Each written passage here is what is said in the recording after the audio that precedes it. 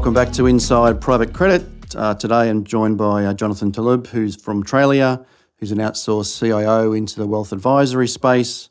The reason we're talking to outsourced CIO today is really in conjunction with the other conversations we've had around trustees and where it fits in investor portfolios. So I thought it'd be a good chance for us to understand Jonathan's side of the business.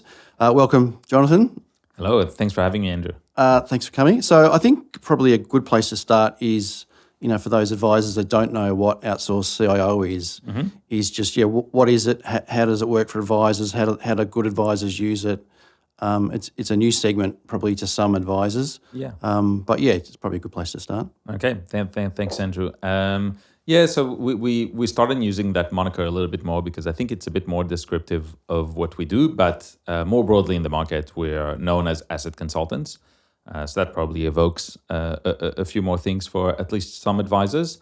Our role is fairly simple. It's to build multi-asset portfolios for advisors that they can use with their clients. So our expertise is around the asset allocation piece, as well as the manager or product selection within the portfolio.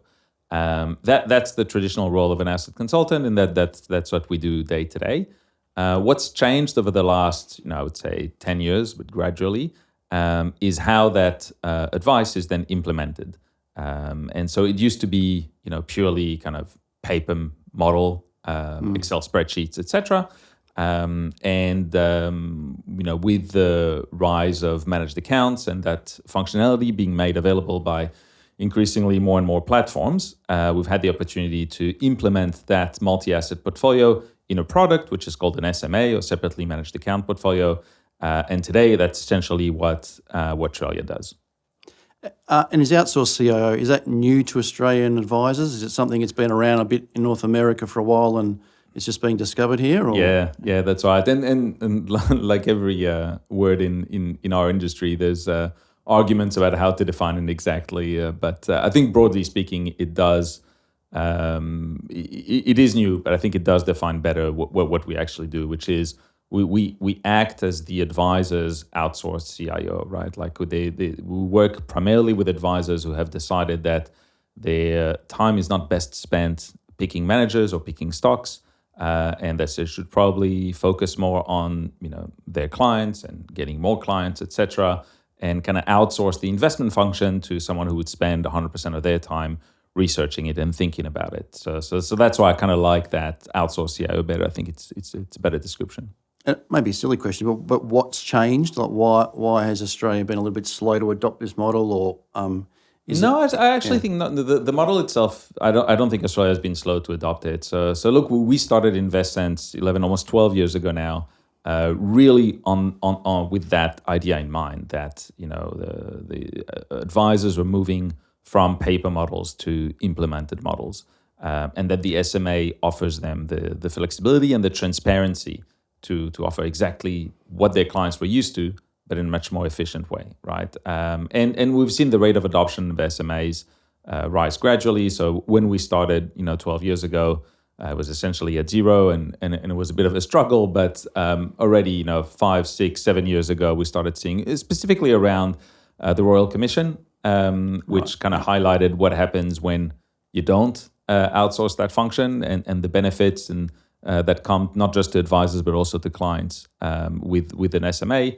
We've seen that rate of adoption rise quite dramatically. I think today, I don't quote me on the exact numbers, but it'd be roughly 40-50% of advisors who use an SMA solution, and that's rising. Yeah. Yep. Private credit. So we'll obviously talk a bit about private credit. So it's been around for a while, and certainly, as we've all seen, the pace of adoption of private credit of advisors over the last few years has sort of taken an extraordinary uptake, I think, for all of us and all sides of our industry. In your view, what's driving it? Is it yield? Is it accessibility? Sort of what are you seeing that's pushing your clients into the space as well?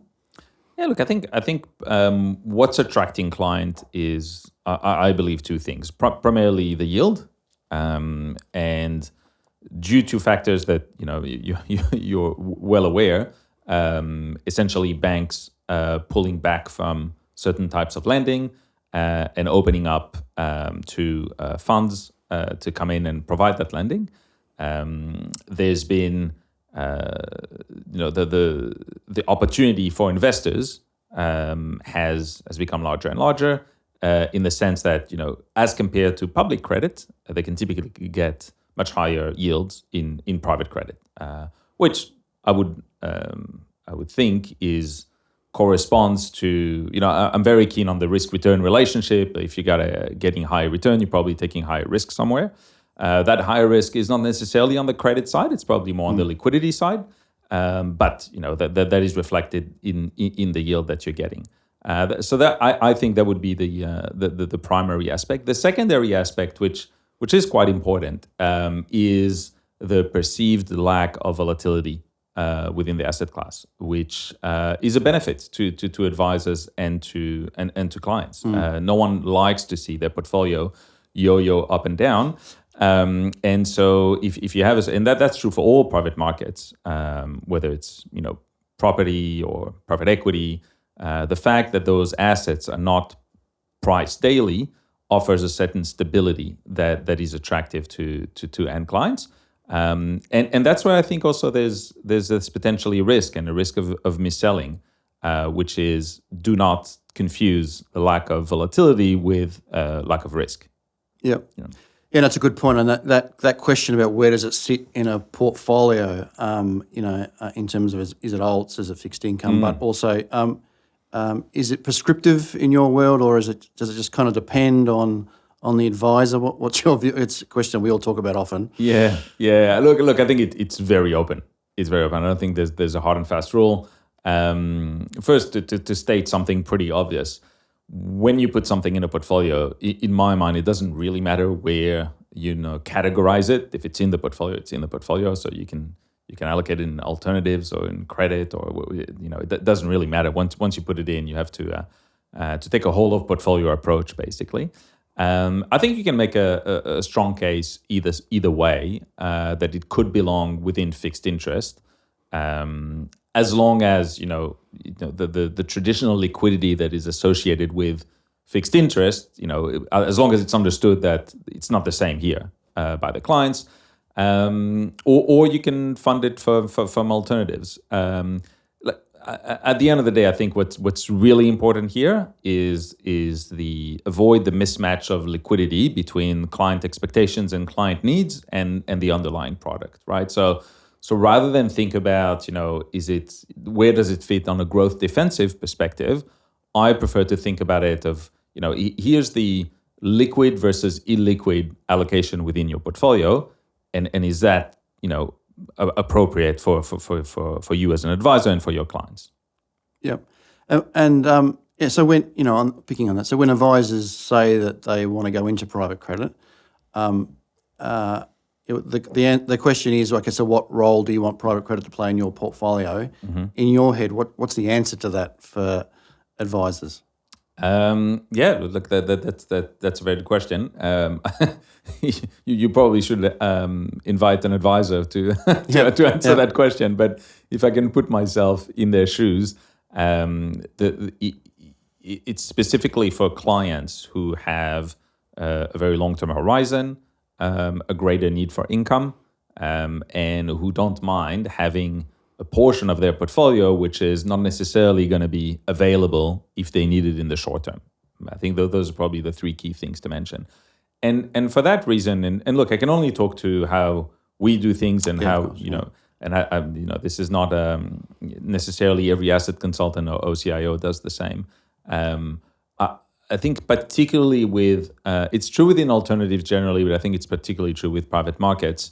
It's not a one size fits all. It's not for every client. And I think that's where, especially when in our role, where we design portfolios that are made for a vast, large swath of an advisor's portfolio client base, when you introduce private credit, you have to think about, okay, does that work for this kind of average mass affluent client of mine? And the answer is very dependent on the advisor, their client base, etc. And you mentioned this fixed income versus alts, which is seems to be always talked about Do you think we need to all move over this categorisation of trying to put credit into a box? Do you think is that helpful in the conversation, or is it kind of irrelevant in terms of where it sits in that historical category, I guess, and the conversation needs to be broader? Or do you think advisors still need to introduce credit through that lens? Yeah. I think, to be honest, I think it's an evolving conversation where if you'd asked me that question 5 years ago, I would have said it's definitely alternatives, right? Yeah. As the asset class grows and as it becomes more and more obvious that, the role within the economy that private credit holds, which is, quite a significant lender into various parts of the economy, is not going away, right? So it becomes a bit harder when you think about your credit allocation altogether. If you're limiting yourself to public credit only, you're probably leaving out a certain swath of the pie there that you probably should at least think about. I'm not saying you necessarily need to allocate to it, but at least think about. So I think it does make sense to increasingly think about it more as a fixed interest, or particularly as a credit allocation. But then that should be superseded, as I said earlier, with the liquidity requirements. Yeah. And when you're building portfolios and you're looking at private credit's place in that portfolio, this is all in a very general sense. But I guess what problem is credit solving in that portfolio in terms of making it in terms of robust structure, if you like? Yeah. Look, it reduces volatility. That's one of the problems that it solves. Increases yield and reduces volatility. Those, I think, it's fair to keep it to that. But as I mentioned, the absence of volatility doesn't mean the absence of credit risk. And what we started seeing a little bit, and actually particularly more in the United States than in Australia. But as you start seeing some credit risk appear, that's when you start seeing fairly large remarks, and markdowns, etc. That we haven't yet really seen in Australia at a broad level. And maybe it's worth diving a little bit into that, into maybe the differences between private credit in Australia versus overseas. And I think it's fair to say that private credit in Australia is very focused on the real estate sector generally. Yes, you would probably agree with that. Whereas in the US, it's actually a funding mechanism for private equity, right? Like that's primarily where it operates. And so the underlying exposures are very different. The sector allocation within that is very different, and you almost have to think about these two as different asset classes almost. Yep. 100% agree. And listen, I sing this song often with advisors that what the US structure of credit in terms of a lot of corporate debt, obviously in the US credit funds. A lot of it's levered debt, obviously in the US credit funds. It's non-recourse debt because of their legal structure with mortgage. So yeah, it's extremely different to Australia debt. And Andrew Lockhart from Metrics came out this week. And I think a pretty well articulated view as well. It's not better or worse. It's extremely different. So liquidity in that market is extremely different conversation to liquidity in Australia. Yeah. And it's also a regulation change as well, because US does have a regulator and Australia doesn't have a regulator. So there's good differences with the US as well. But yeah, I agree. I think it's very different. It's fundamentally structured different, as you say, where a lot of real estate credit historically in Australia, but we're changing. Obviously, there's a lot more corporate debt coming into Australia and leverage is coming into funds that typically we haven't seen historically in Australia. So, can I ask you on some of those points, particularly when you mentioned the absence of a regulator here in Australia? How is that translated into differences in terms of transparency between when you compare private credit in the US and here, and where do you think that's going here in Australia? And do you think that would change maybe the way in which private credit is perceived in Australia? 100%.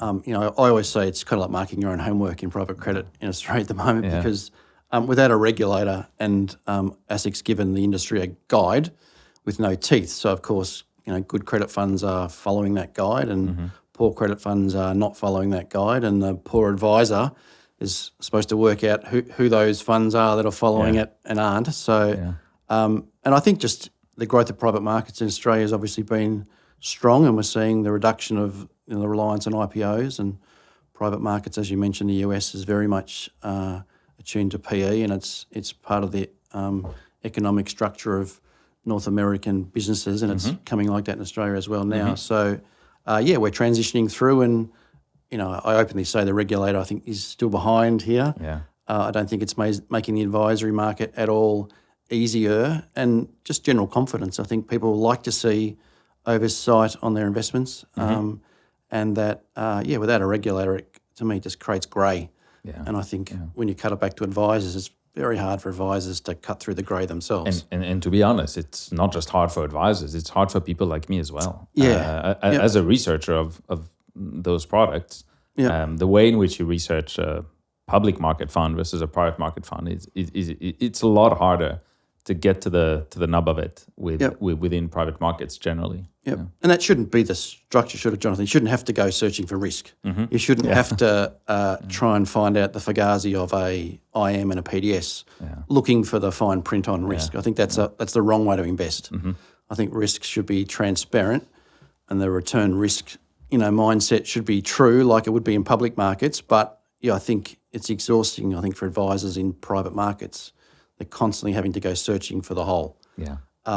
And the conversation always starts with that. And I get it. It's not an open conversation about, okay, I get it. Here's your risk. Here's Fund B. I get their risk. I understand it. They're returning X, Y. I get it. It makes sense. It's not that at the moment. It's what the hell are you doing? Yeah. How do you do this? They say they do this. Why do you say you do that? It's not a healthy conversation, I think. Yeah. Not industry specific, but just for investors. It's creates skepticism, I think. And then when things like US has obviously had a few challenges with liquidity over the last couple of months, and rightly so, and you probably see this, there's a lot of questions being raised about how does that affect private markets in Australia. And it creates nervousness in the sector as well. So Yeah, absolutely. Yeah, I'm always I think advisors will fix this. I think fundamentally, you're very optimistic. CIOs, outsourced CIOs themselves, and advisors to me will fix this ahead of ASIC. And I think, the more questions you're asking as an industry, and I think that's what's changing behaviour, not the regulator. Yeah, look, I think generally as an industry, we're doing a better and better job at that, at pushing managers to provide more transparency into their underlying holdings, for example. And we're seeing more and more managers agree to share that information, where in the past they wouldn't. So I would agree with that. Like it's pushing in the right direction. Can I ask, when you raise private credit with an advisor in terms of building their portfolio, and you mentioned credit, how do they react? The advisors haven't seen it before. What's sort of the questions you get from them? And do they think you're crazy? So how does that conversation generally go? So look, to be fully transparent, I would probably not raise it first, unless I know that I'm talking to an advisor who deals primarily with high net worth individuals. In which case, I think there is a place for it and a discussion for it. The mass affluent market, from the client's perspective, is a market that, right or wrong, is very focused on daily liquidity. That's just what they're used to. That's kind of in that market segment, the comparison point is very often Australian Super or one of those industry funds, and so daily liquidity is almost an expectation. Now, when you think rationally about it, is it right? I'm not sure, because this is super money that should be long term, and we should have the ability to create room for higher returns for giving up a little bit of liquidity on the way. But that's not exactly where the market is. So for that mass affluent market segment, I probably would recommend to stay away from private credit, just because of the expectations of the clients. When we raise it with high net worth individuals in that segment of the market, to be honest, like they raise it before we do, right? Because in many cases they know this market very well. They've been investing in it for many years already, and so the conversation switches more to which managers, which segment within private credit, rather than are we doing it or not? Yeah. Liquidity is interesting, isn't it? It's you're talking about the wholesale investors and high net worth investors who've been investing in private markets for decades, obviously, and they're used to lock up. They weren't probably seeking liquidity as much as return mindset. And then retail investors and platforms came in, and then liquidity came into an illiquid asset class, if you like. And then, today you've got daily liquidity funds in private credit, which always takes a bit to wrap your head around about why investors are seeking that liquidity. And obviously to get liquidity, you naturally have to introduce risk, because you have to be almost levered or public to be giving daily liquidity. So, and I see a lot of liquidity trade-offs for risk. I see people sort of foregoing the risk to say, well, it's daily liquidity, so it's okay, which structurally is probably clever for some funds that have done it. But is that is that a conversation you have a lot about liquidity, or is it, do you sort of separate it in terms of how you build it? Look, absolutely. That forms a key part of the conversation. So I don't know if that's exactly what you were alluding to, but we're seeing that in two ways. One is the introduction of more leverage, as you said, to facilitate daily liquidity, but also listed products, right, that now have daily liquidity because they're just listed on the ASX, but where the underlying investment is private debt. So there's clearly a huge mismatch between the liquidity of the product and the liquidity of the underlying investments. That's out in the open. It's not hidden. Everybody knows about it. And the way in which it translates, like how do you square the circle, so to speak, is in times of stress or uncertainty, you see those products reacting like a listed product with a lot more price volatility. And that may be a trade-off that some clients are happy with. I do prefer to have the ability to sell if I want to. And the trade-off that is that, well, I know that in times of stress, I'll start seeing more price volatility, but I like the long-term allocation to private credit. And so that's kind of the best way for me to play it. Yep. What are your thoughts on listed private debt products? So I always struggle a little bit that they're trading below $1. That always, as a dumb debt guy, that's always like, well, what does that actually mean? I think, but I get liquidity. I get it. I think you're right. It depends. It depends what you want when you want it, doesn't it? So, but yeah, structurally, I'm always, what does subpar mean? And we sort of see a lot of traders just trading off that alone, not the actual credit itself. Leverage I'm not a fan of in credit. I just, probably multi-reason. There's no regulator. So I think funds being able to lever themselves without a regulator, without disclosure, without any limits on how much they can lever themselves, I'm not at all a huge fan of that, because I don't think the underlying investor appreciates what leverage can do on a black swan event or global markets. So, but again, I get it. There's been, and certainly Metrics was probably the first one that came out with a truly liquid fund when it introduced credit to the market. I think it was very clever. I think that was a very clever way to introduce investors to private market shares, that was giving it something that wasn't there with high returns.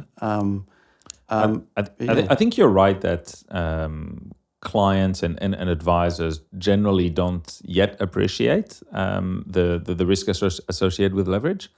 And we started seeing that in the US, within the private credit enterprise, leverage is a given, and the levels of leverage is actually quite high. Which, if you're a Aussie-based investor and used to invest in private debt here, which is real estate related, typically speaking, the levels of leverage are either zero or very low, right? And we've seen, as more and more products from the US are coming here. We've seen that clients think, I know this private credit, it's the same as what I have at home, and it's not, right. So I think you're right. Like we probably need to do a little bit more education there in terms of understanding what does leverage mean. Yeah, and ultimately, I think as long as the investors are getting paid for risk, I think it's fine. I think there's nothing wrong with leverage as long as, as an investor, you're getting paid for it. But I think if you're getting subpar returns in a levered fund, I don't think that's okay if investors don't understand it. So if you're getting paid 10s, 11, 12s, whatever it is for leverage, and you understand it, I think that's fine. I think that's what you're forgoing for liquidity. I think that's okay. But it's again, how do advisors know that? How do they find it? It's leverage is buried in PDS and IMs notoriously, and not in most monthly reports. So I have one more question for you. I think we are observing that, and you feel free to say that you don't agree with that assessment, but the yields that are available within private credit, and particularly in Australia, over time have drifted down. I think they were probably a lot more attractive 5-7 years ago than they are today. And in some cases, they're getting to a point where it may be not that different to what you can get in public markets in some instances. How do you view that dynamic? Do you think it's a moment in time, or do you think it's something more structural? And what does it actually mean for managers? Well, it always comes back to spreads, isn't it? The risk-free rate versus how much risk am I prepared to take above the risk-free rate for the return I'm getting. So, and you're right, the returns in broadly private credit have certainly come back over the last decade. I think then you've got to go and split private credit back to its proper segment again. Yep. Very difference between corporate debt, asset-backed debt, which bit of debt, first mortgage debt, second mortgage debt. So depending where you want to play, but if you take a bland old first mortgage, if you like, at a 65 LVR, are we earning less than what we did 5 years ago? Of course. Yeah. We're probably 1% to 2%, maybe less on that. But then the question is, well, if I can earn 9.5 on that mortgage today, and I'm getting spreads of 600 overs to, over the risk-free rate, is that good risk return? And I still would say as an investor, yes, I think I'm being paid for that risk. I think the question then, as you move up the scale on risk, is if I'm getting 9% for a corporate debt, you say that is less liquid, that is traditionally more risk, is that enough? And I think that is where the conversation, I think, certainly is worth having. And then you hit second mortgage debt that typically would be earning sort of 15 to 20% returns on second mortgage, and that when you're getting paid 11%, is that enough? And I think you've got to cut the debt. I think at the boring end of first mortgage, I think that's, as you'd expect, that's been cushioned from most of it. But I think the returns on the riskier stuff has been squashed. And this is my view, obviously, but I think my view would be that's where the risk return's out of whack, is that the market has squashed itself into all credit's the same. Yeah. And as fundies, of course, we've all taken advantage of that and put good stuff, shit stuff, mid stuff, smashed it into a blended fund. And called it a private credit fund. And the risk is, between low and high, and advisors can't see it. So I think that's what's happened. And I think probably your industry is pulling it apart now as you're cutting funds and saying, hang on, we don't want the blend. We want we're doing multi managers here. We're not just one private credit's not just one manager. And you seem to be picking it now, saying, well, I want a boring one, I want an exciting one, I want a bit spicy one, and no, absolutely. And the phenomenon that you describe is the average LVR, which is a great number. But then if you got a massive barbell approach within that, correct, then you actually have risk that are not being appropriately disclosed. But I think the at the same time as we've seen overall returns be lower than they used to be. And remember, we started the conversation with, why are clients attracted to it in the first place? And we said, yield is a big one. So I guess my question was, as we're seeing yield fall, should we see, the interest in private credit fall as well? And actually, we've seen the opposite. And I think the answer is it's because clients are getting more comfortable. The asset class has been here for longer. It's a little bit more tested today. And it's just that level of comfort that comes with, okay, I've known this fund now, it's been around for 5 years, 7 years, 10 years. And so even if it offers me, 2% less than it used to, at least I have I'm slightly more comfortable with it. And it's always that backward question, well, where else do I go? Isn't it? Like if I want between 8 to 10, where am I going? What is it hybrids, is it ETFs, is it the bond market? Well, you take a bit of that out. Well, it's kind of it's not because I have to, but there's a bit of that sense of the credit, isn't it? Well, I can ignore it, or I can try it.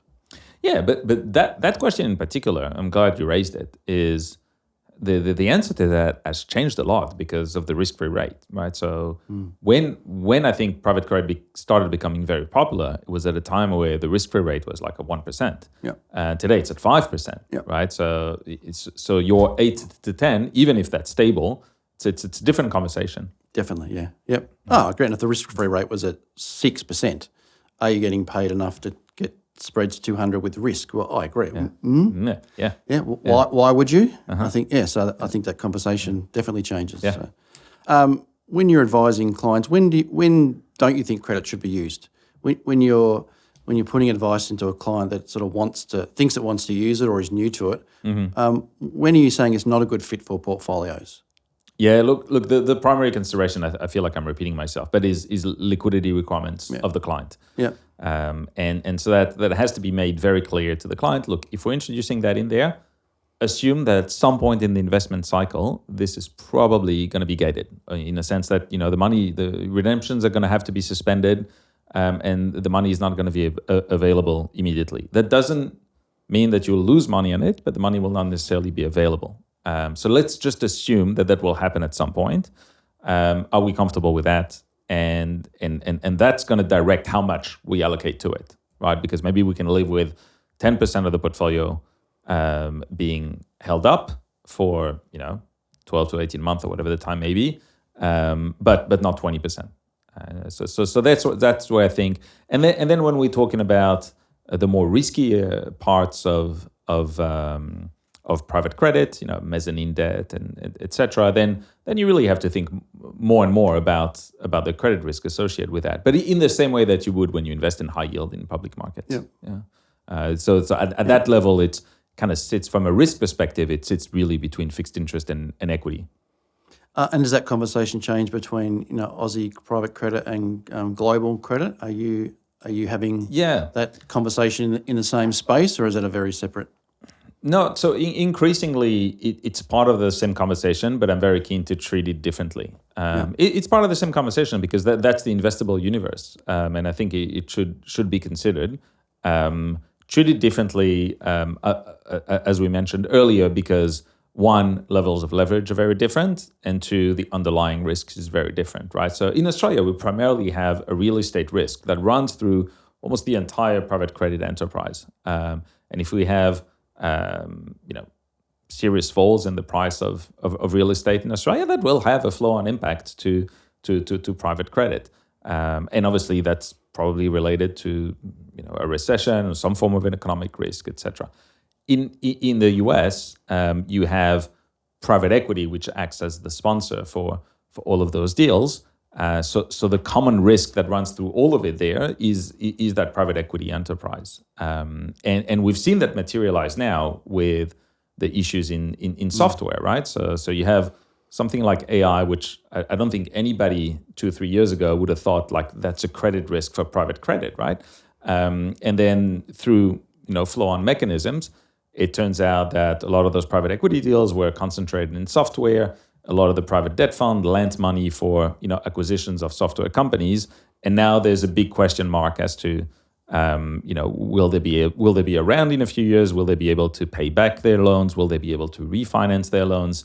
And those are legitimate questions. So it's really thinking about, in my mind, what is the risk that runs through your entire portfolio on the private credit side, and it's not always easy to identify.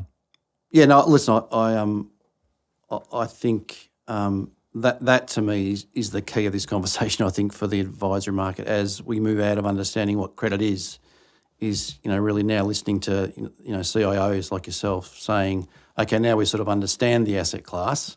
We're sort of through that now. Mm-hmm. Is that how is it best used for portfolio builds? How's it best used for clients? And to me, I think that's the exciting part of this next phase. Is that I think the understanding is getting better just from the fund to investor, but this next phase about how's it used, how does it evolve? Mm-hmm. I think to me, that's, and I think you said sort of 50-50 maybe of the market is using outsourced CIOs, or is that fair? Yeah, so I would think so, something along those lines, yeah. Yep. Yeah, so, at least for part of their clients, yeah. Yep. So, but no, thanks, Jonathan. I think that's a good conversation for advisors to understand the role of outsourced CIO. And to understand, in portfolios how credit works. We're not here to sell private credit. Obviously, we're here to educate the advisor network more so on how to use credit, the pitfalls of credit, the good stuff about credit. Mm-hmm. So thanks for joining us. Thanks for joining Inside Private Credit. Show notes are on your screen. If you'd like to know more about Woodbridge Learning, please go to our website. Thank you. Thank you very much.